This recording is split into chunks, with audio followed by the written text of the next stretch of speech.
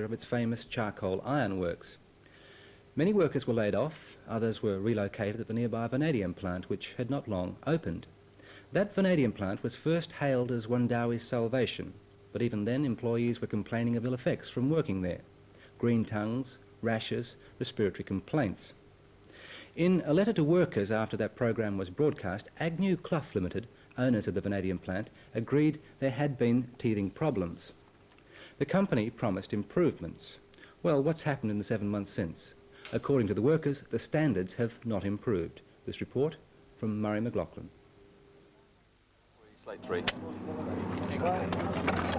Can I start by asking each of you to indicate who's been crook since you've been working here? Crook.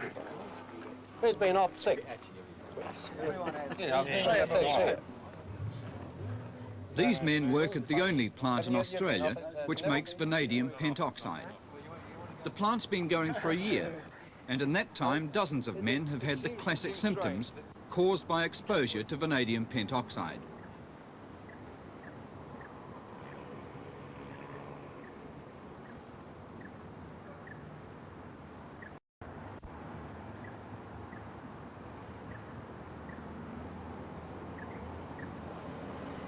It can be a very terrible thing when you stop and think about it, inasmuch as I think back probably to the fibroasbestos, when nobody knew the real cause of it. Vanadium is still an unknown quantity to us. It's an unknown quantity, and it appears to me that the company, that management, aren't prepared to let us know the full extent, if they know. So in that much, yeah, we're being made guinea pigs, I feel. I started off in the deammoniation shed when I first got here, and they supplied me with a breathing apparatus, and I found that the ammonium sulfate that we're using up there, just the masks weren't good enough. You know, you could breathe the stuff in through the masks. I got nasal troubles with that. I still have now after 6 months. I've been out of the DM shed. You get from this pentoxide and this what's that other stuff called? The AMV. The AMV. You get a green tongue. You get a furry throat that goes really sore. And, you know, the nasal trouble, that's the main thing. So I did the right thing after 3 months, and I got out of there. I went up to the calcine, and I still get a green tongue, I still get a sore throat from the face. So it just wears down your, you know, resistance. Your resistance. It builds up in your system. Builds up. Agnew Clough Limited refused nationwide permission to film inside the vanadium plant because it's undergoing maintenance at present. The workforce too is on strike. They've put to Agnew Clough a 7-point wages and conditions claim and a 56-point list of complaints which the men say relate to unsafe operating procedures.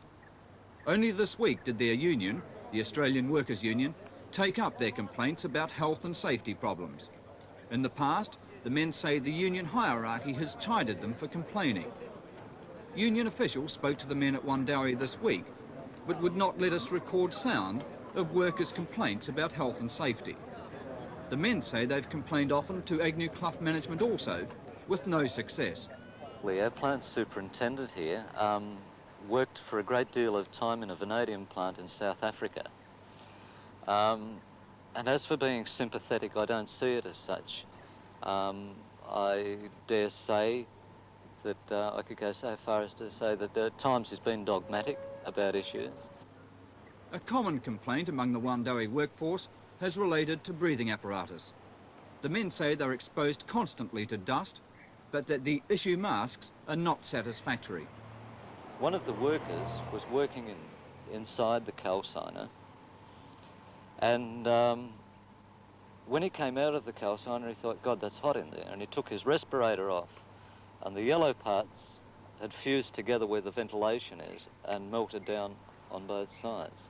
Now, whether this speaks of heat and chemical reaction, I can't really comment on that, but I'd certainly infer that it was either or both of those. Very interesting with this is that the directions on here say, warning, do not use in highly toxic atmospheres, in confined spaces, or where there may be a deficiency in oxygen. With these, men have to climb into confined spaces where there is little or no ventilation. They do work in toxic conditions, the toxic conditions being ammonia, I could possibly say vanadium pentoxide, which is a dust after the major refinery of vanadium. These are just a couple of instances. Recently we had a sodium oxalate substance introduced into the plant. Sodium oxalate is a white, odourless powder. The workers at Wundowie say that on occasions it's been introduced into the manufacturing process without their knowledge, without special safety provisions, and without their having been told of its toxic effects. So this was there for some time. Immediately they got Joe Usil that night on his own, and he shoveled it for about how long, Joe? 4 or 5 hours? 2 hours. 2 hours, well, I'm sorry. And he came up to me and he said, gee, he said, I don't know what that is, but the heat come off. He said, it's burning my face. He said, my eyes, and they were, you could see it immediately. And how long were you off, Joe? The first time?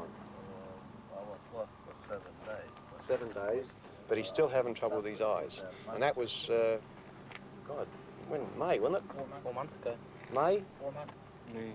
Yeah, 4 months ago. He's still having treatment for his eyes. And this stuff was introduced without anyone knowing? Yeah. That's right. The next thing we heard about it, we came to work one day, and the day shift had told us that they were using sodium oxalate. Matter of fact, John George, where are you? Is he gone? Yeah. John George told me, he said, they're using it. And I said, well, how do you know? He said, well, he said, the control room told me. And it made us look like fools, because on the 2DC up there, which is their computer or their main operating centre, they've got a little sheet that registers everything that happens, and it wasn't on there. But what had happened, they had disabled the alarm, so it wouldn't register. So anyhow, we went on strike. At first, say the workers, management denied and later admitted that sodium oxalate had been introduced. When the men went on strike, management staff shovelled and swept for 10 hours to clean up the residues of sodium oxalate. The workers were paid by Agnew Clough for the time they were on strike. They claimed that as an admission of sloppy procedure. The workers claim the vanadium plant was originally built on the cheap, and that this has led to high levels of dust inside the plant and fallout around its perimeter. One day coming to work, the ID fan, something was wrong, and it was sucking up soda ash through the stack. And this whole area where you see now was completely covered in soda ash. Cars, everything, the whole thing. Did it spill over into the town itself? I would say it would have done, no worries. Yeah, there's one chap, he's retired from me now, lives right in the very top corner of the town. And he came to me and he said, gee, what happened down there? He says, my car was covered, and he garages his case, his car was covered in this white dust. And that's right up the north end of the town. The trees one morning, this would be the same morning, you'd think that someone had been around and sprayed them with a white substance. Yeah. All the leaves were covered in it, all over the town. Our cars down here, particularly mine and Ian's red Commodore, as I say, you'd reckon someone threw a bucket of whitewash over them. That's how bad it was. The glass and everywhere, you know. Even in summer, like you've got kids in the town that go to the swimming pool. You get the wind blowing the wrong way again. You've got dust, it's so dry. What's the soda ash doing to kids that are swimming in the bloody swimming pool up there, you know? It's a health hazard to the kids and the families in this town at the same time as we have to work in with those conditions. Property values in Wundowie Township have dropped since the vanadium plant's been operating. Some workers want to leave town but can't afford to. They say that conditions at the plant cause anxiety amongst their families. They claim in at least 2 cases that workers' wives have also developed green tongue, the first sign of exposure to vanadium. Brings arguments, you know, it sort of affects a family life that way, you know. Well, I wanted... Because, I'm sorry, go on. It's like, you know, you go home and you're worried about it, and then, of course, it's rubbing off on you at home sort of thing, because you're worried about them as well, you know. It just triggers off unrest. You know, like, well, before I come here, you know, like I was doing weightlifting and all that, you know, you feel great, come here, you just haven't got an ounce of energy, you can't even walk up the street. My wife and I are considering having our 4th child, and she came up with the question, will the child be impaired, or will it come out green, or, you know, 2 heads, or, you know, nobody knows the long-term effect of vanadium on them. That's the whole point. See, that's it. The workforce at the Wundowie vanadium plant has never been a happy one. There's been a high turnover of staff. On one shift, that turnover has been 5-fold since the plant opened. Well, this place has been described as a stepping off to better employment anyway. know, you just wait here until It's a someone way comes station for employment, exactly. really. Yeah. They You know, come here and leave, come here and leave, come here and Yeah. leave. The amount of people we go through up here, it's unbelievable. How many of you would prefer to work elsewhere if you could get the job? Are you worried? Does it come down to health? Is that the reason? Are you worried? Yes, about health.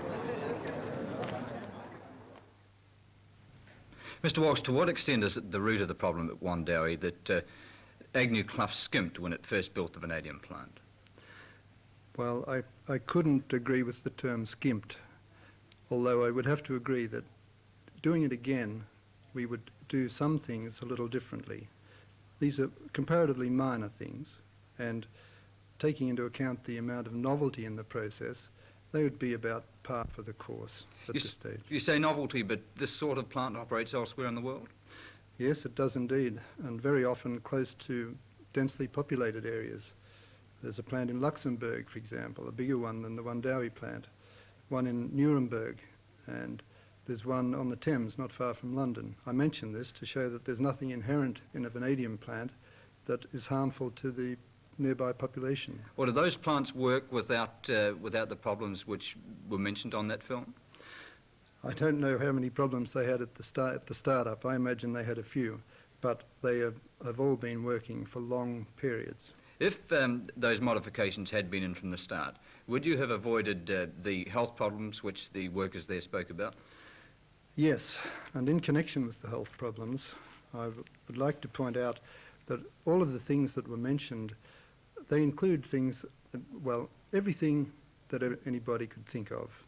Some things that happened as one-off incidents and couldn't be repeated, and things that stretch right back to the start. The workers, though, did speak of fears of health risks. Yes. And you know, there was mention, for instance, of their being treated as guinea pigs. Yes. Well, that's very far from the case. There's a very considerable body of knowledge about the effects of vanadium on human health. And on that score, I'd like to reassure some of our good neighbours at Wundowie that they don't have any fears for their health or the health of their children. Is exposure to vanadium then a perfectly safe process? Vanadium is a toxic material like all other metals. It's not as toxic as some, partly because it's absorbed slowly by the body and excreted rapidly. But it is a material that, if it's not treated with the proper respect, can lead to uncomfortable symptoms. Such as the workers spoke about tonight. That's right. There are, if I may do so, I'd like to quote from this reference book. It's a very good one. It's published by the National Academy of Sciences in the US. It's a monograph on vanadium. It's got out by the Division of Medical Sciences of the National Research Council. And on the question of, there's one section here I'd like to read to you from the summary. As long as it's not too long. No, I'll make it short. Vanadium salts are poorly absorbed in the intestine. Even when they are ingested in a soluble form, only about 1% of a given quantity is absorbed. Vanadium that is absorbed is excreted rapidly, with about 60% of a given absorbed quantity being excreted in the urine in 24 hours. Only small amounts of vanadium are stored, and vanadium that enters bone is mobilized more slowly than from other tissues. Because of the low absorption of vanadium and its relatively rapid excretion, it is less toxic than other metals that do not have these characteristics. Is the short of that the workers there have got nothing to worry about, though? Nothing to worry about, but they have things that they ought to be cautious about. Part of our problem is the difficulty of persuading the more reckless element to properly use safety equipment. That was a point that was brought up in the film, and it was suggested that, in fact, the safety gear that was supplied, for instance, breathing masks, were unsatisfactory in the conditions at Wundowie. Well, all of that equipment is as set out by Australian standards and the responsible government authorities. But is it working well enough, in spite of that? Yes, although it has to be used properly. And I don't want to point the finger at anyone, but it has been difficult to get everyone to use it properly. But mind you, I would like to mention the question of sick time off and labour turnover, which were given prominence in that report. For the months of August and September, in August, 4 men resigned. Well, actually 3 resigned and 1 was dismissed. And in September, 3 resigned. So you see, that doesn't really fit well with what was said about or implied about the turnover. But that's 6 in 2 months out of a total workforce of, what, not much more than 30? Well, of those categories, I'm talking about 32 or 33. That's 1/5 of the workforce in 2 months. Are you happy with that? No, it could be better. We're not happy with it, and we're not happy with the level of sick leave, which is, in fact, for the last 3 months, it has run at 4% of the total time worked. Now, related to a whole year, that's roughly equivalent to the statutory 10 days per annum. But again, you can see that it's far less than the alarming figures that have been suggested. However, we must say at the same time that one vanadium-related accident or any accident of any kind is one too many. But the situation has been grossly exaggerated. I'd like to say that we are going to get this plant working like clockwork by the time we're finished. Murray McLaughlin talking to Mr. Len Walsh of Agnew Clough.